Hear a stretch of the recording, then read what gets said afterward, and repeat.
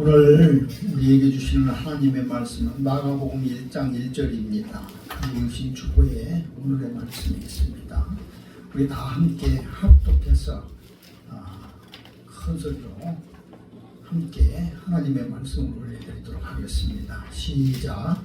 하나님의 아들 예수 그리스도의 복음의 시작이라. 아멘. 며칠 전에 목사님들이 모임이 있어서 우리를 갔더니 저한테 그렇게 물어요. 목사님은 복음이 뭐라고 생각하십니까? 그래서 예수 그리스도라고 생각을 합니다. 그랬더니 그거 이단에서 하는 소리 아닙니까? 그래서 그냥 웃었는데 이단에서 하는 소리가 아니고 성경에서 하는 소리입니다. 그리고 이단에서 요한계시록이라고 얘기했다고 해서 요한계시록이 이단이 아니고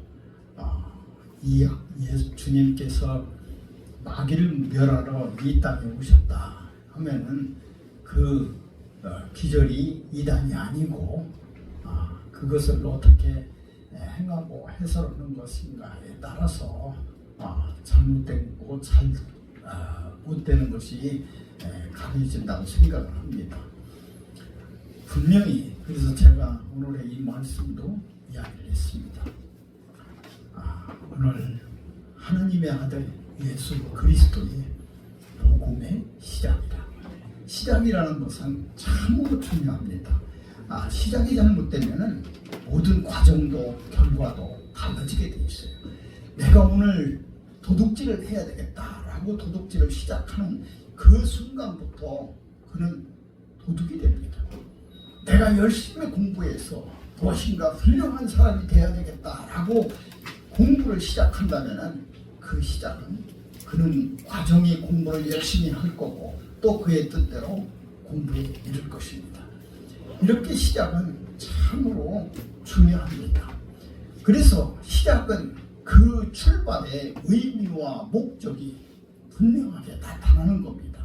어떤 모임을 만들어도 우리가 어떠한 목적이 있어야 되는가를 선언문을 만듭니다. 그 시작이야말로 참으로 그가 행하고자 하는 그 모든 것의 출발이라는 겁니다. 오동원 사의 조선의 독립, 이 조선 독립 선언문의 시작이 조선을 독립하고 이 나라가 독립되어야 된다는 그러한 출발의 시작인 것처럼 말입니다. 그래서 우리는 내 인생의 출발, 내 인생의 시작, 이것이 어디에서부터 시작하는가? 우리는 거듭난 피조물입니다. 이제 새로운 피조물이라. 이제까지 있었던 것이 아니라 새로운 피조물로 거듭났을 때의 시작은 예수 그리스도입니다. 바로 그 복음의 출발이 하나님께서 우리에게 오시는 그 복음의 출발이 하나님의 아들 예수 그리스도의 시작의 복음이라. 이것이 바로 우리가 고백해야 될 시작인 겁니다. 그래서 우리의 과정도 예수 그리스도가 되어야 되고 우리의 결과도 예수 그리스도야 되어야 된다는 겁니다. 그래서 요한계시록의 맨 마지막은 주 예수의 은혜가 모든 자에게 있을지어다. 아멘. 이렇게 합니다. 예수의 이름이 이제 시작과 마지막입니다. 복음의 시작과 마지막, 그것은 하나님의 아들 예수 그리스도입니다. 우리가 하나님을 믿으면서 어디 가서도 그것을 고백할 줄 알아야 되고 또 그렇게 우리의 마음속에 늘 있어야 된다. 내가 지금 어떠한 출발점에서 시작해서 어디로 달려가고 있으며 내가 어디까지 가야 되는가를 우리는 분명히 내 마음속에 그것을 가지고 있어야 돼. 그것이 없는 사람은 방황하게 돼. 그리고 낙엽과 같은 삶이 되는 거예요. 우리는 분명한 목적과 의식이 있는 그러한 출발이고 과정이고 결과여야 된다는 거예요. 아멘. 그러면은 나는 내 시작에서 어떠한 일이 벌어졌으며 어떠한 일을 만날 것인가. 그래서 우리는 그 과정을 시작과 변해서는 안 된다는 거예요. 시작은 이렇게 됐는데 내가 잘못 만나고 내가 훌륭한 사람이 되려고 그랬는데 내가 중간에 나쁜 친구를 만나서 나쁜 놈이 되고 내가 참으로 선한 일을 하려고 그랬는데 나중에 중간에 가다 보니까 사기꾼이 되고, 이것은 시작이 잘못된 것이 아니라 그 시작을 끌고 가는 힘을 내가 끝까지 가져가지 못했다는 거예요. 그래서 시작에는 순수성이 있어야 된다. 이 순수성을 가지고 내가 출발을 하고 어떤 과정에서도 변하지 않아야 되겠다는 그런 마음이 나에게 있어야 된다. 그래서 주님은 우리에게 그렇게 말합니다. 너를 부인해라. 너의 순수성을 지키기 위해서 너를 부인해야지. 너를 가지고 있으면 이 환경에 지고 네가 좋은 곳으로 네가 스스로 빠져버리게. 이 순수성을 늘 가지고 있어요. 예수님을 쫓았던 제자들이 여기 마태복음 아니 마가복음 누가복음 9장 똑같이 9장에 나오는데 9장에 보면은 예수님에게 우리 중에서 누가 큽니까? 라고 얘기를 해요. 우리 중에서 지금 누가 큽니까? 천국의 나라에 이르렀을 때 예수님이 이 나라의 통치자가 되어서 왕이 되었을 때 누가 오른쪽에 앉고 누가 왼쪽에 앉고 누가 무슨 장자리를 해야 됩니까? 하고 묻습니다. 그리고 자기들이 변론합니다. 이것은 시작의 순수성이 사라진 겁니다. 이제 목적이 사라진 겁니다. 그래서 주님은 그들에게 어린아이 하나를 데려옵니다. 데려다 놓고 이 어린아이와 같이 순수하지 아니하고 이 어린아이와 같이 이렇게 순결하지 아니하면 너희는 결단코 천국에 이르지 못할 것이다. 우리의 이 시작의 순수성, 이것은 시작의 중요성과도 같은 겁니다. 우리는 시작이 어떻게 중요해야 된다는 것을 압니다. 그것이 바로 우리가 순수해질 수 있는 길이에요. 우리가 어떻게 하면은 하나님에게 나아갈 수 있을까? 그것은 내 자신을 부인하는 것. 그것이 내 자신은 어떤 사람입니까? 여러분 스스로도 돌아보기에 내 자신은 어떤 사람입니까? 성합니까? 아름답습니까? 내 자신은 어떤 모습입니까? 아무리 이쁜 여자들도 나와가지고 당신은 너무너무 이뻐요. 아마 흠이 없는 것 같아요. 정말 눈이 부셔요. 이렇게 얘기해도 내가 생각해도 내가 그런 것 같아요. 이런 여자들이 없어요. 나는 부족한 것이 많습니다. 여기 코가 약간 좀 틀렸으면 좋겠습니다. 눈이 약간 이랬으면 좋겠습니다. 머리가 이렇게 됐습니다. 자기 자신을 만족할 수가 없다. 자기 스스로를 만족시킬 수 있는 사람은 이 세상에 어떠한 사람도 없습니다. 그 아름다웠던 풍요로웠던 무엇이든지 다 이룰 수 있었던 그 에덴에서조차도 욕망이 있었습니다. 욕심이 있었습니다. 탐욕이 있었습니다. 하나님과 같이 되고 싶은 그러한 것들이 내 마음속에 있었습니다. 그래서 보암직도 하고 먹음직도 하고 탐스럽게 생긴 그러한 것을 볼 수밖에 없었다. 그곳에서조차도 그런데 지금 이 세상이 어떤 세상입니까? 에덴과 같은 동산입니까? 이 세상은 눈만 뜨면은 나를 유혹하고 내가 흔들릴 수 있는 그런 환경 속에서 에덴에서조차도 넘어졌던 내가 이제 이 세상에서 내가 이쁘다고요. 내가 잘났다고요. 내가 할 수 있다고요. 나는 할 수 있기 때문에 천국에 갈 수 있다고요. 나는 무엇이든지 잘할 수 있어서 하나님에게 사랑받고 있다고요. 그렇지 않습니다. 나를 돌아보는 것, 그것은 바로 앞으로 내 미래에 대한 예견입니다. 나를 바라보지 못하면 내 미래에 대한 어떠한 것도 확실한 것이 없습니다. 내가 지금 바로 섰다고요. 넘어집니다. 나를 바라보지 못하고. 사람은 서서히 죽게 돼 있어요. 서서히. 하루아침에 죽는 것이 아니라 서서히 죽게 돼 있어요. 그런데 그 서서히 죽는 모습을 나만 모르고 있다는 거예요. 병원에 신방 가보면은 배가 땅땅 해가지고 이 나무같이 생겼어요. 손을 만져도 배가 들어가지 못하는 이러한 딱딱함.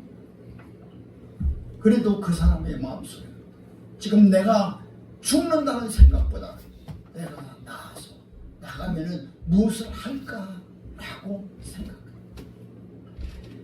예수 그리스도를 믿고 저 천국에 가야 될 것이 아니냐고 복음을 전하면 그 사람의 입에서 무슨 얘기 나면 천천히 믿겠습니다. 그 사람에게 있어서 천천히 믿을 시간도 없고 천천히 믿을 미래도 아무것도 없는데도 말입니다. 그는 그렇게 얘기를 합니다. 내가 나오면 그때 믿지요. 가난한 사람에게 그럽니다. 복음을 찾아갑시다. 내가 조금 형편이 나아지면 믿지요. 우리는 그런 세상에 살고 있습니다. 시작의 순수성, 중요성이 그렇게 있어도 나에게 그것을 견딜 수 있는 환경이 아니라는 거예요. 나는 어떤 모습이야? 에덴에서도 무너졌던 나예요. 그렇게 순수하고 아름다웠던 그것에서도 내가 넘어졌던 나예요. 그래서 늘 그렇게 얘기합니다. 우리는 거울 보고 살아야 됩니다.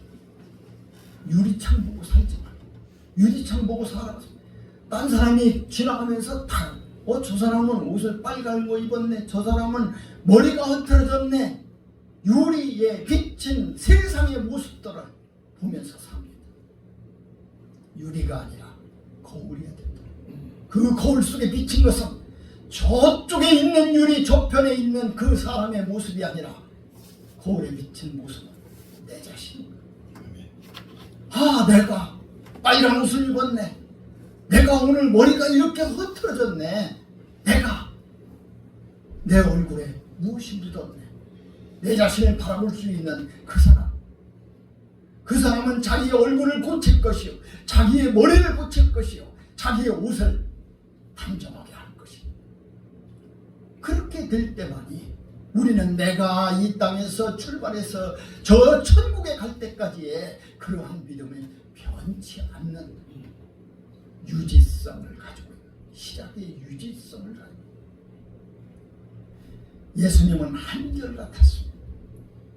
우리가 예수님의 수제자라고 하는 베드로의 모습도, 그는 실수도 하고 실패도 했습니다. 예수님을 저주도 했습니다. 그런 모습 속에서 그가 아름다웠던 이유는 그가 다시 자신을 보고 고백했다. 저는 주인입니다. 나를 떠나소서 시작했던 그 음성이 이제 하나님을 향해서 자기 자신을 돌아보면서 늘 회개하고 뉘우치고 그런 모습 속에서 산다. 하나님은 그 모습으로 베드로를 칭찬하고 고쳐주고 다시 살게 했습니다. 그래서 내 곁에 어떤 누군가가 붙들어주고 누군가가 나와 함께하는 그런 모습을 우리는 늘 생각해야 된다. 거울을 비춰보니까 내 곁에 누가 있더라. 유리창 너머에 누가 있는 것이 아니라 거울을 비춰보니까 내 곁에서 누가 나와 함께 있더라. 그래서 그가 내가 지치고 힘들 때마다 나를 붙여주는 겁니다. 사도 바울의 1차 전도 여행 때에 바나바와 함께 이 마가를 데리고 갑니다. 오늘 이 보험서를 썼던 마가를 데리고 갑니다. 그는 바나바의 생길이었습니다. 외삼촌 바나바가 사도 바울과 같이 다니면서 무슨 쫄병 노릇하는 것이, 그것이 자기 눈에는, 조카의 눈에는 영 못마땅한 거예요. 사실 따지고 보면은 바나바가 예루살렘의 큰 사람이었습니다. 사도 바울은 나중에 회개해서 돌아온 사람인데, 근데 자기 외삼촌이 바나바가 무슨 비서실장이나 무슨 부목사처럼 쫓아다니는 거 보고 너무너무 자기가 시험에 들어갔더래요. 그래서 그는 돌아와 버립니다. 중간에 밤빌리아의 포가에서 예루살렘으로 돌아와 버립니다. 말도 없이. 그래서 세상 말로 사도 바울한테 찍힙니다. 찍혀서 2차 여행 때에 그 마가를 빼버립니다. 그러니까 바나바는 그거 빼지 말고 그냥 그래도 데리고 갑시다. 끝까지 안 데리고 갑니다. 그래서 그것 때문에 둘이 우당탕탕탕 싸움을 했는데도 끝까지 안 데리고 가요. 그래서 나중에 이 사도 바울은 신라와 함께 가고 또 이 바나바는 자기 그 조카인 마가와 함께 딴 길로 갑니다. 나중에 그러나 그들이 비록 그렇게 헤어졌지만 시작과 중간에 그러한 중요성이나 그 유지성이나 이런 모든 것이 한결같았어요.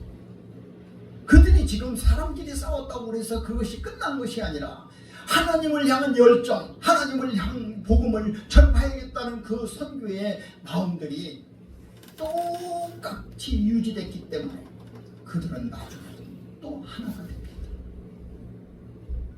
우리는 사람 미워하면은 그 사람이 밥 먹는 것도 미워요. 사람 미워하면은 그 사람이 숨 쉬는 것도 싫어요. 그 사람이 죽었으면은 잘 죽었다고 그래. 우리는 그래. 그런데 복음은 그렇지 않습니다. 우리 사람들이 그렇게 해도 그 복음의 순수성이 그리고 시작이 유지되고 있었다면 그것은 한 곳에서 다시 모아진다는 거예요. 우리는 하나님께서 우리에게 주신 그러한 것들을 배워야 돼요. 우리 세상에서 너무너무 용서할 수 없고 너무너무 믿고 싫은 것들이 얼마나 많은지 몰라요. 그러나 우리 방향성이 같고 복음이 같고 우리가 하나님을 향한 그러한 열정이 같다면 어느 길에서든지 함께 해줘야 되고 기도해야 된다. 오늘 우리가 이 디모데후서 4장 11절이나 빌레몬서 1장 24절 이렇게 보면은 거기에 나의 동력자 마가 그리고 이렇게 편지를 해요. 마가를 데리고 와라. 디모데에게 그렇게 편지합니다. 마가를 데리고 와라. 이제 마가는 이 사도 바울의 순교 후에 베드로의 제자가 됩니다. 베드로를 따라서 다니는 그러한 사람이에요. 그래서 베드로에게 들었던 많은 이야기들이 이 복음서를 쓸 수 있는 그러한 원 바탕이 되었던 거예요. 그 재료가 되었던 거예요. 마가는 예수님하고는 전혀 상관이 없었던 사람이에요. 어떻게 보면은 순수성이 있는 그러한 예루살렘 유대인도 아니었어요. 그럼에도 불구하고 그가 이러한 마가복음을 복음서를 이렇게 쓸 수 있었던 것은 베드로 옆에서 함께 동역했기 때문에 손 들었기 때문에 그리고 오늘 이 시작과 끝을 그렇게 얘기를 합니다. 하나님의 아들 예수 그리스도의 복음의 시작이라. 이렇게 시작을 해요. 이 놀라운 시작과 또 결론을 맺을 수 있었던 사람 마가는 어떠한 것이었을까요?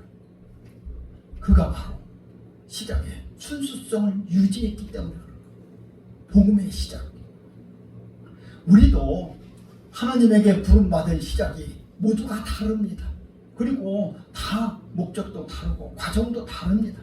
그러나 우리가 하나가 될 수 있었던 것은 그곳에서 나의 복음을 또 그분의 복음을 함께 할 수 있었던 것은 다 커다란 하나님의 복음의 그러한 큰 배에 동참했기 때문에 그렇습니다.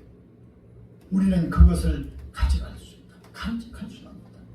그래서 늘 사람은 홀로 살 수 내 곁에 누가 있느냐에 따라서 나의 순수성을 끌고 가는 거예요. 다윗과 요나단이 그런 아름다운 관계 속에서 자기들의 서로의 우정을 통해서 하나님의 나라를 이루었습니다. 세상을 살다 보면 다 좋은 일만 있는 것이 아닙니다. 또 좋은 사람만 만날 수 있는 것도 아닙니다. 가룟 유다는 잘못 만났습니다. 그래서 예수님은 그렇게 말씀하십니다. 인자는 자기가 기록된 대로 가거니와 인자를 파는 그에게는 화가 있었죠. 그 사람은 차라리 나지 않았으면 자기에게 좋을 뻔했느니라. 차라리 네가 어떻게 차라리 나지 않았으면 이라고 말씀하십니다. 우리는 이곳에서 놀라운 하나의 역사를 봅니다. 이 12 제자를 선택한 것은 예수님이셨습니다. 예수님께서 기도하셔서 12를 선택했다고 그러셨습니다. 근데 예수님이 선택하셨을 때에 무슨 기준이었습니까? 아마 하나님은 그 12에 마귀 하나를 심어놓고 그가 너를 팔리라라고 일러주셨을지도 모릅니다.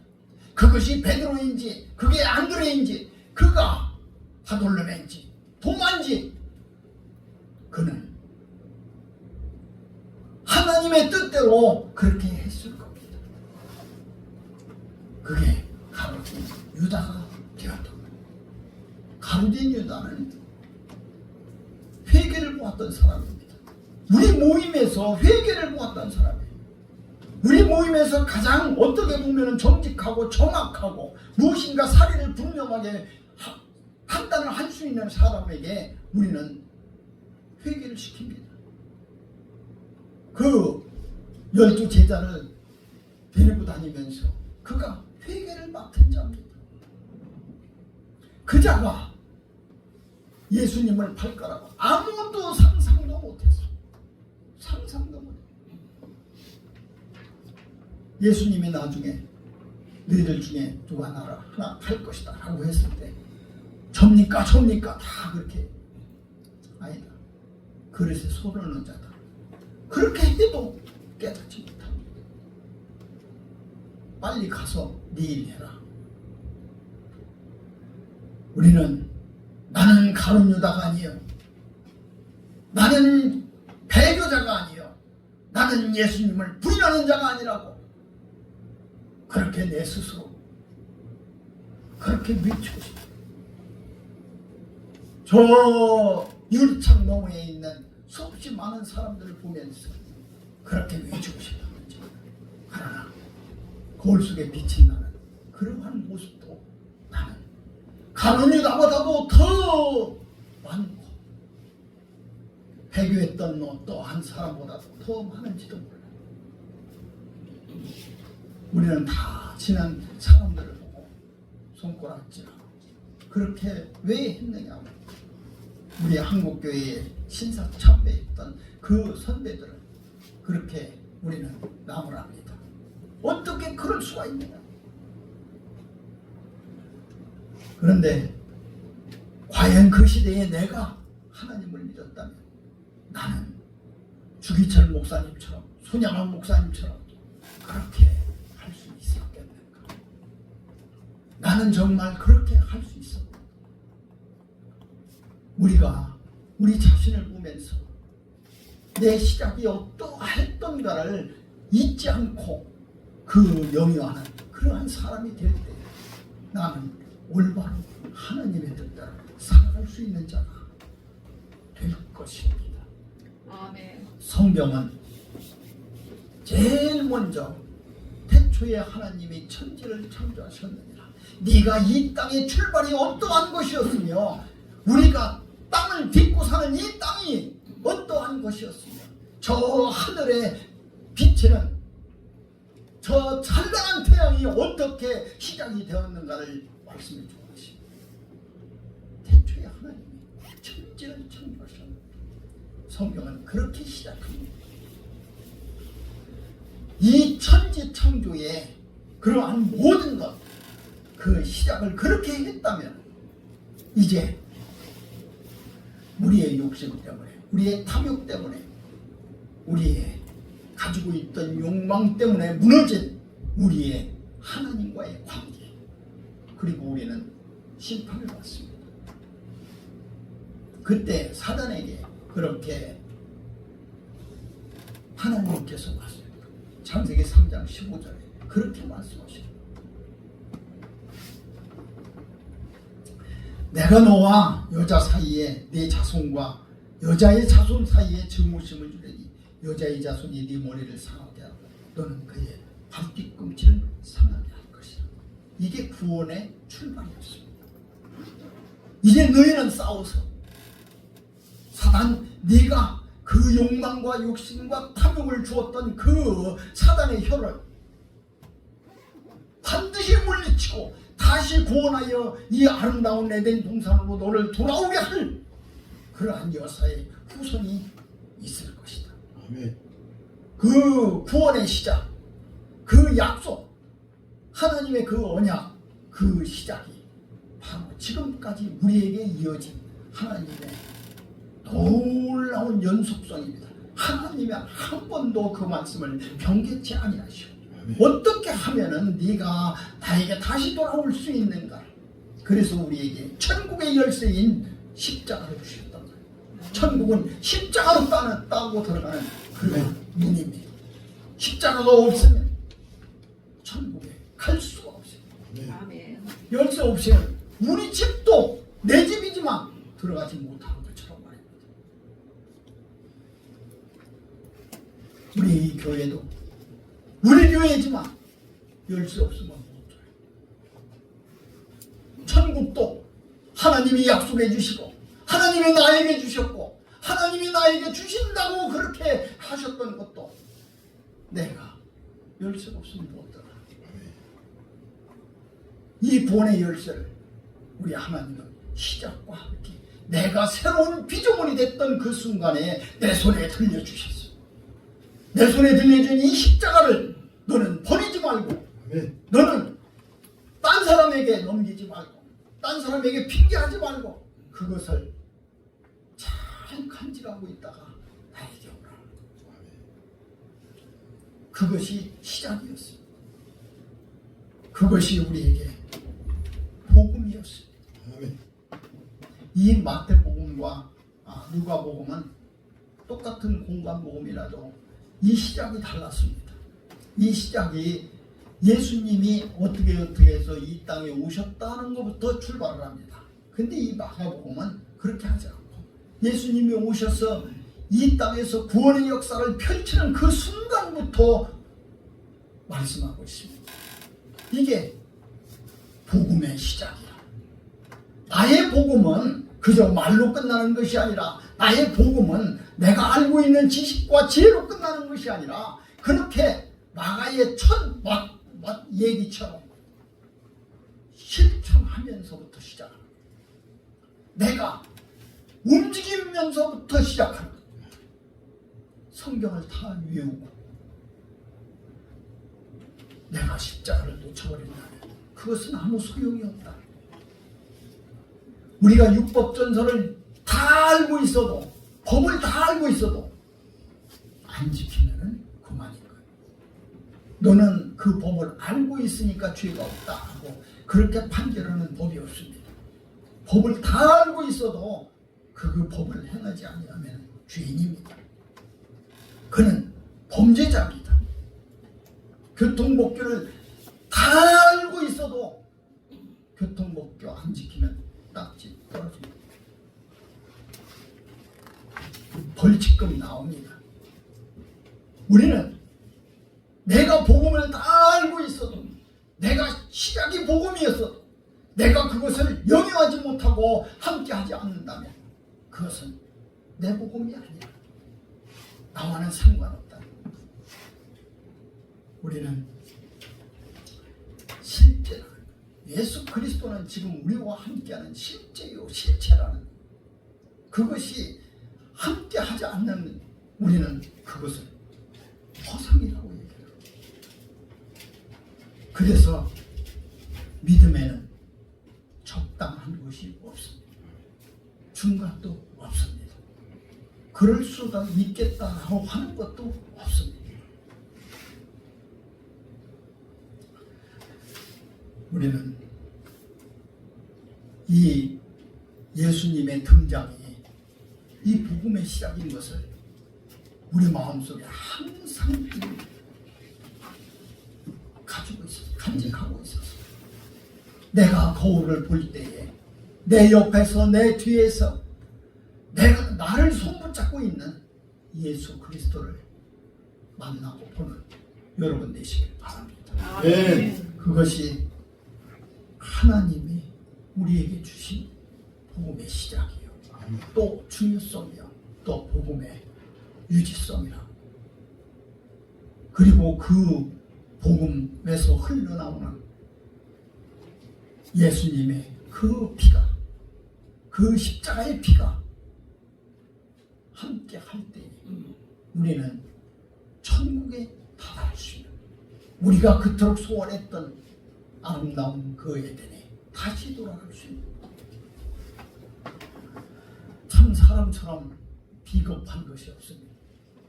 우리 비록 아무것도 아닌 몸뚱이라고 그렇게 얘기하면서도 어디 조금 아프면 그렇게 쓰릴 수가 없어요. 그렇게 아플 수가 없어요.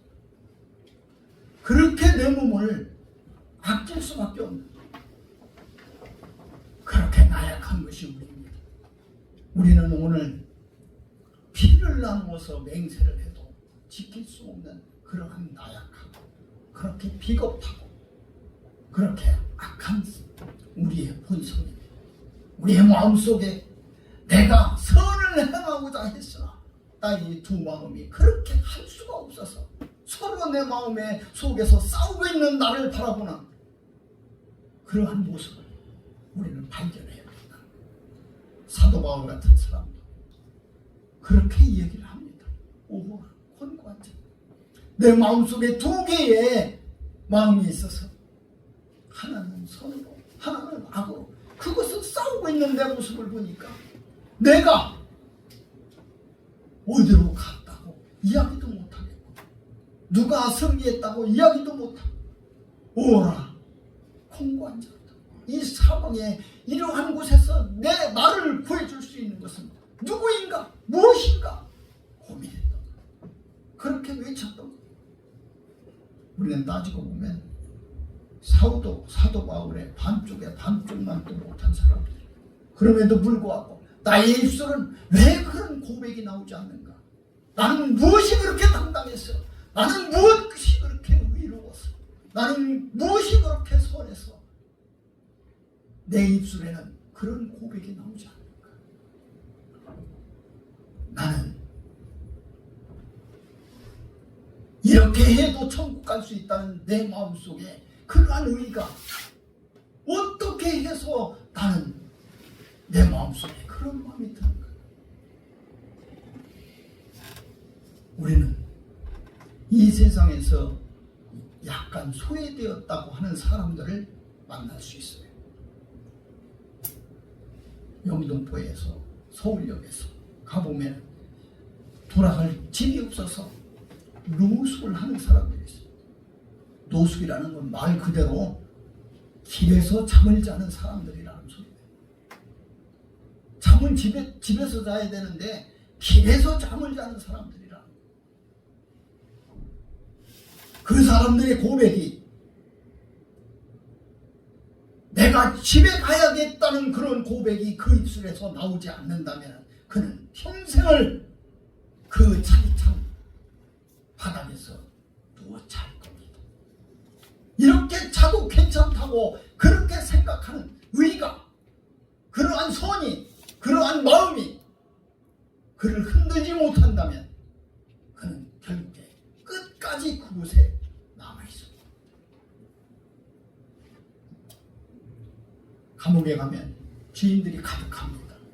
벌을 받는 사람들, 그 사람들의 입술 속에서도 제가 구치소에 가고 이 교도소에 가가지고 면회하러 가면은 지금까지 들었던 것이 뭐 그러다는 거예요.